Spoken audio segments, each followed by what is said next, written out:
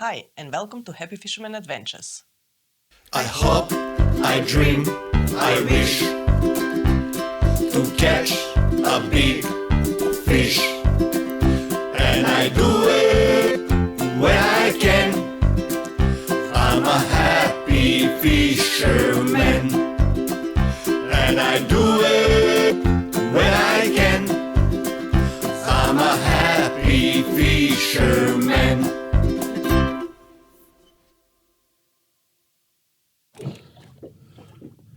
Just want another move. Look at him go, mate, yeah. Well, my lady loves the little ones. Oh, he's put one in hole. Yeah, put one in the hole, just backs it up, seals it up for her. Yeah. Bang. Seals it right up. Look at that. Look at that. That's how we'll do our seals. This is Pete's Pimp Pry Vacuum Machine. Put a couple of fillets in there. Yeah. And it does it all for you. It's great. Yeah. I'm going to get one. You fish with millions of people and you always see something new, yeah. Yeah, that's wild. Yeah. G'day guys. Well, we're about to go out fishing with Terry and Pete. We're just waiting for Terry to rock up and we're going to watch how Terry and Pete fish. So it'll be interesting to see their techniques and how they do it. It's middle of snapper season. It should be a good day. We've got a low barometer. Before we get into the fishing, we'll show Pete's boat. It's a 1984. It's on Club Ridge, this thing too. It's 1984, and I bought it. I think about 22 years ago when I first met Terry, and I loved the hole. I loved the way that he's rode when he took me out in it, and I just kept doing things to it and got it to the way it is. And the only thing original on it is the hull. But you've tried to keep the original... Yeah, the original look, yeah. Just kept it the way it is and just added bits and pieces to it over the years and got it to the way it is. Safe fishing boat, yeah. And that's when I was taking my young boys out back then. I wanted a safe hull, so yeah. if it did get up, the wind got up, I know I was coming back in safe. And they're as safe as a church, they really are. Is Terry backing in? Yeah, he's backing in. Yeah. There you are. Young bull there. Oh, there's Ardrossum. That's Ardrossum, is it? Yeah, that's off the... So this one's a 12 kilo. Beautiful snapper. That's your first ever fish. It's a really clean boat. Can you just tell everyone how you keep it so clean? Is there any tricks to it? Not really, Brett. Like I wash it obviously after every trip, and then I'll put it away. I always soap it down, right down, and then I'll put it away. And the next day, what I do is I go over it either with Mr. Sheen, right over it, or Mr. Sheen. Yeah, right. Mr. Sheen. It really polishes it up, and it stops stuff from sticking on the hull, Mr. Sheen.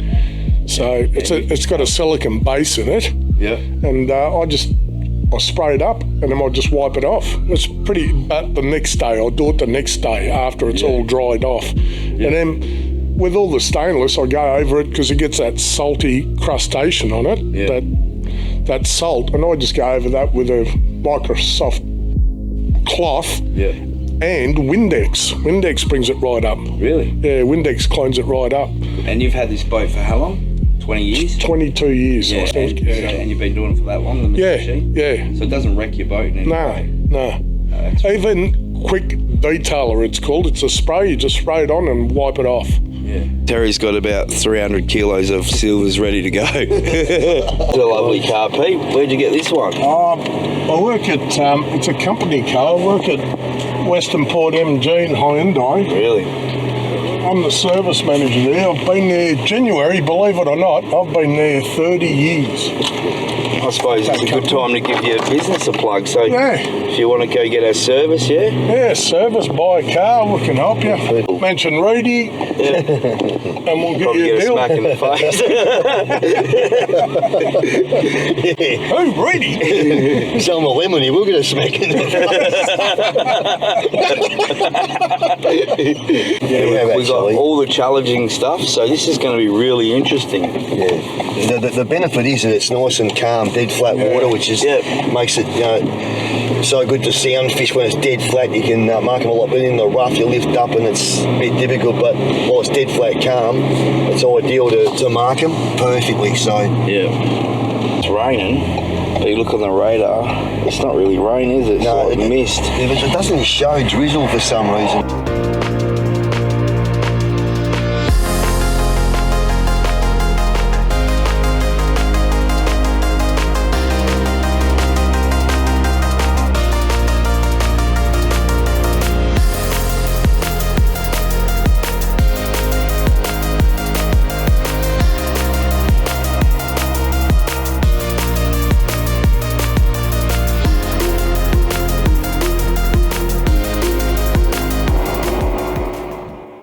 Looking forward to coming out. The main reason is to pass on what I've learnt and knowledge to help those guys that have just bought boats or haven't been fishing long, just to put a snapper in their fish box, and especially the kids, to put a smile on their face. I'm happy just to pass on anything that I know. We've all got our ways and techniques of fishing. This is what I've learnt, and we'll go now back to the baiting up. We use these snooted hooks like this. Now, some guys put a hook up way up here, and I don't know why, because you end up with a bow in your line, a lot of slacking on the whip. It can break, so I try and get it about the length of a pilchard. To give you an idea, there's a nice pilchard there, and what I do is I go through the toughest part of the bait, on his back, through there behind the head. And the idea I do this, I've got a reason for why I bait like this. Now, it's the strongest part. If you go in the sides, you're still going to catch fish, no doubt, but they can buckle and twist, but that's like a missile. That'll go out as you cast it. It can't twist or buckle. Now, another reason why I bait, like you see them up on the top of the fish, and the reason why I do this, I just noticed one day I was fishing for the yellowfin, the big ones, they were taking the cubes, but the one we had the hook in, they wouldn't touch it. I'm thinking, that's strange. They must have damn good eyes. So what we done was we buried a hook right into the cube, so you couldn't see it. And the difference that made, so that's why I bait like this and try and disguise them as fins. That's as you can see, it's like a fin on his back. I don't know how good snapper their eyes are on a snapper, but the yellowfin had fantastic eyesight. And when we buried the hook, we'd get a hit that they would take it. But the ones that exposed the hook, they would not touch it. It was so that stuck in my mind. But do a double twist on the tail there, like. Go around there, hook on there, then another one. Make sure you do two, because the first one can slip off. How good's that?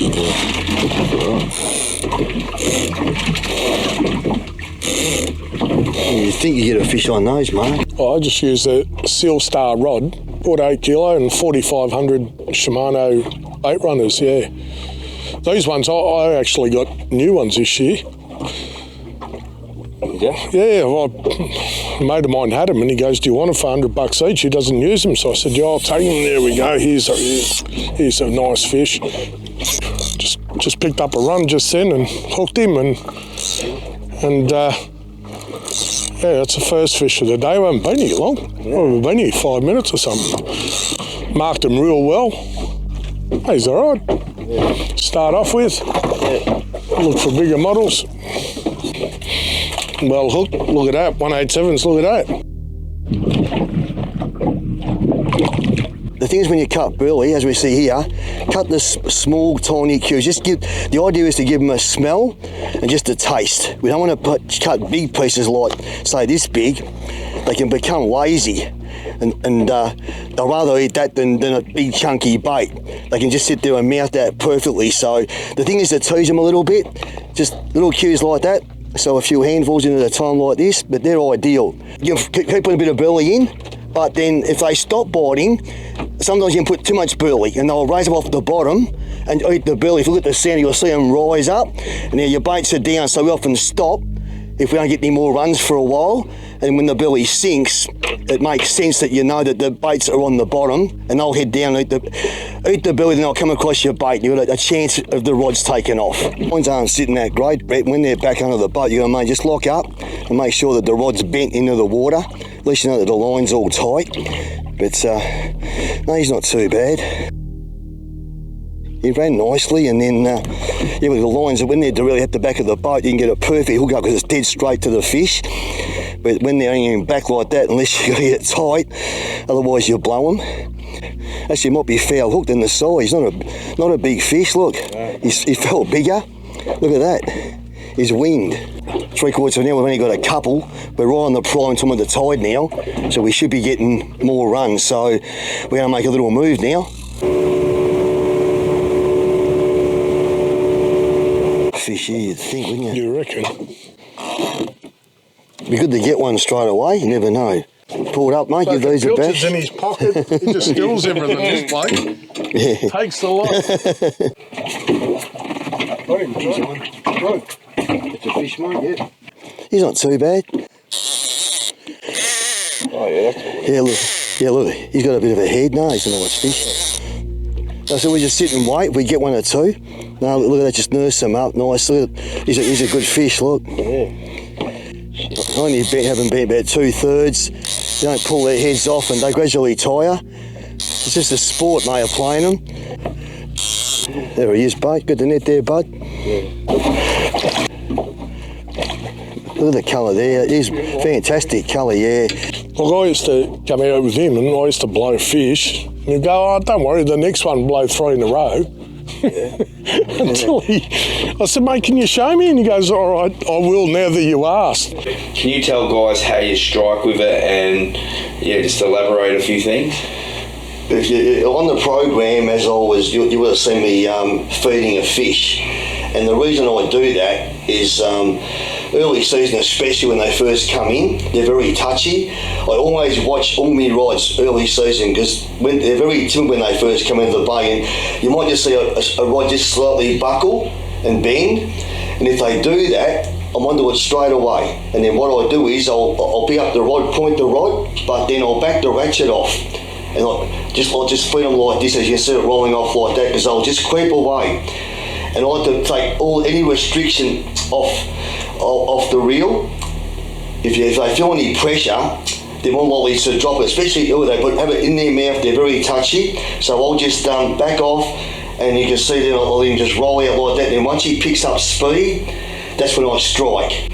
But especially once they're really on the bite later on the season, it's not so bad. I'll leave the ratchet on because they're screaming. But early season, like the other day, we had a few very touchy fish out there the other day. Yeah, the other day they didn't get to experience that scream off because the low barometer, and they were a bit hard. I never had no screamers. We wish they really had a really scream. Yeah. And there's nothing better than a screaming reel. But even that one of the fish that I got there, he just tapped it like a pinky. You often get this tap, but always pick up your rod just in case, because they can be big fish sometimes, just knocking their head a little bit when they pick the bait up. It's a good day and they're just screaming off. How would you set it and strike it? Well, the thing is, if it's a scream run, then you pick up the rod as quickly as you can, but you be gentle. Angle the rod to where the line hits the water, because so you're direct in line, and then lock the reel, let him pull the tip down. And the reason for that is you want the line dead straight tight to the fish, because when you're fishing in 20 metres of water or deep water, people don't realise there's a big bow in your line. It could be bow, especially with the tide running, and you've got to go right down, try and get that bow out of the line. You want him to take off, and the line to be dead straight. And when you pull back, you want to sink the barb into his mouth. And I lost a lot of fish when I used to pull against them. The thing is, snapper are fighting for their life. They pull as hard as they can to get away from you, and if you pull as well, and all that pressure, you can tear if he's in the mouth on the side here, you can make that hole bigger with the pressure, and then the hook, if he comes towards you, the hook can just fall out. The quicker we get it, if you just pull it in and just sit back, you're going to be bored there, hoping to get one more. Yeah. But that fight there just stays in your memory, and that's what we want. We want action, we want a bent rod. Yeah. If you're in a fight, right, there's going to be a winner. If he gets away, he's won the fight. Floats up and he's netted, you've won the fight. So that's the best way to explain it. They're going to go here, just sit here, mate. Not sitting the best, but he's going up towards the anchor, but no, he's a good fish, just easing back. Got some power in him, It's a nice one there, buddy, isn't it? Yeah. Hey? It's good to be out with your mate. It's a privilege to be asked, buddy. Just ease him up like that. So while he's knocking, you can't bully him. Come out and have a fish. Just find another move. Look at him go, mate. Yeah. He's a good fish. Yeah.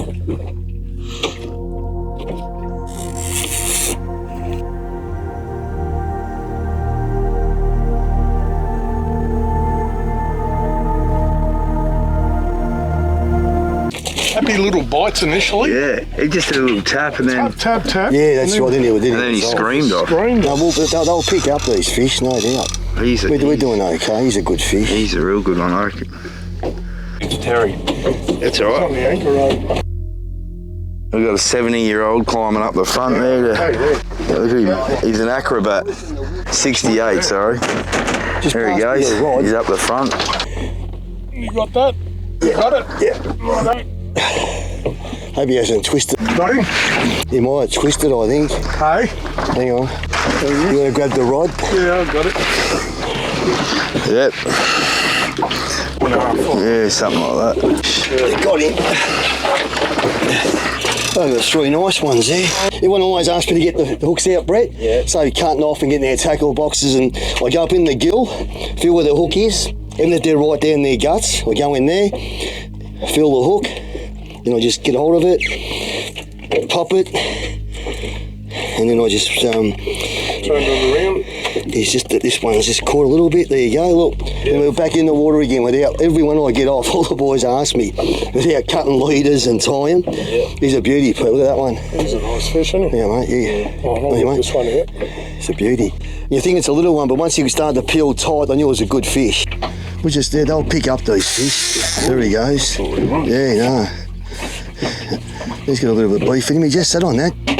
Yeah.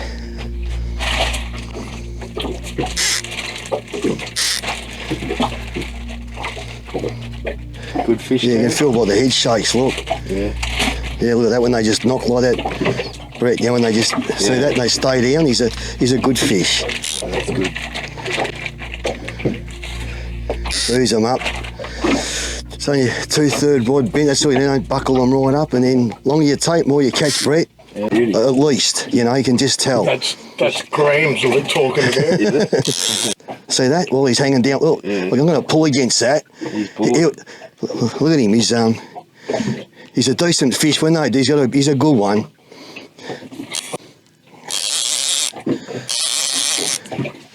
Yeah, so when these keep banging, he's got to be 4 or 5 easy. They certainly fight well. They're such a, you know, they're awesome to catch. All he is old fish, mate. I'm going to get sick of catching these. Look at that. Look at that. Look, he's a good fish. He's a real good fish. Yeah. If you don't go 5, I'll go high, Brett. Oh, There's another one, another run. He's a good one, this one, Brett. Real nice fish. Oh, there he comes. Oh, there he is. Look at him. Look at that. Bit of a bulldog. He's got to be at least in the foot up there, isn't he? Look at him. Yeah, he's nice. He's got the other lines too, the bugger. But look at that, beautiful fish. When they just bang their heads, mate. Look, see they just float up. Yeah. There's no rush. He's buggered. See, they're exhausted. Yeah. Got the net there, bud. I've got him here, mate. See how he's knackered, and it's just the funny. Look, once they're buggered, that's the time to net them. Look at the colours and the dots. He's a great fish. Yeah, mate. Well done. This is an actual real barometer. Yep. And Terry's brought it in and just give us a rundown. Well, it goes way back. This was my father's way back in the old days, and that's all they went by when they went fishing. We never had weather forecast, and they look at always. I even use it every day before I go today. I still swear by this. And if you just tap it, the little might move a little bit. So that it just dropped a couple of points. And once the glass got up to about 1,020 here, up the top there, from there, that's when they would go fishing, and up to here was just perfect. From there to the 140 in there was just ideal. It just seems to turn them off. Yeah. We proved that. Remember, that was the first thing we said when they wouldn't bite. Yeah. It's a low barometer, and they would touch you. We made 4 or 5 moves to get what we got. Yeah. We struck it pretty lucky on the day. I think we did. I think we did real well. Exactly, mate. Yeah, no worries. So, And especially the reason I asked Terry to come on the show is because he's a renowned snapper fisherman. All the old school people know you, and you've been doing it for a long time, and everyone rates you as one of the best. And you can catch them. They do go a little bit quiet over the summer, but you can definitely still catch them all summer. You can, yeah. Yeah, but you go on the whiting. I do. I fish up till Christmas, and then for a break, then I go to Western Port for the King George. I mean, you can catch King George all year round, but I love me Jan Feb. Yeah. Snappers be favourite. I fish like the season. Then I go over to Western Port and chase the whiting, which which I loved a bit, so I'm looking forward to that. So I've only got another 3 weeks to go, Brett, now, hopefully. So after that, around March, you come back on the... Yeah, then I'll hit them Jan, Feb, and then the fish start to leave the bay, a lot of fish, they start to head out. And that's my favourite time, March, April, and May, mate. There's nothing other a boat out there. Look, the majority leave, but there's a big percent that do stay in the bay. Yeah. All right, Terry, well, I want to thank you and Pete for coming on the channel and making the video. For me, my snapper season is early season. Nothing beats chasing a migrating red. See the big bulls, they lead the way. That 20-pounder, he's snuck past hundreds of thousands of anglers. He's navigated in and out of our bays for 25 years, undetected. Now that's pretty bloody cool. See the big bulls, big bulls, big bulls.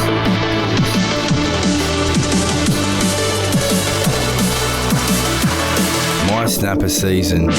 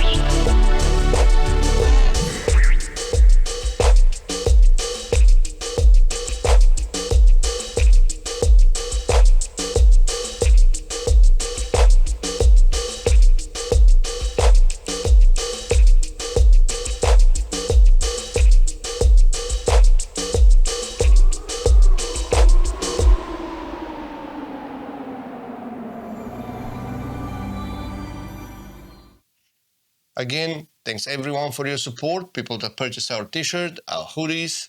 Thank you heaps. And we hope you enjoyed today's episode. Thank you, Brett, for supplying us the footage, and we will see you next time. I hope, I dream, I wish to catch a big fish, and I do it when I can. I'm a happy fisherman, and I do it when I can. I'm a happy fisherman.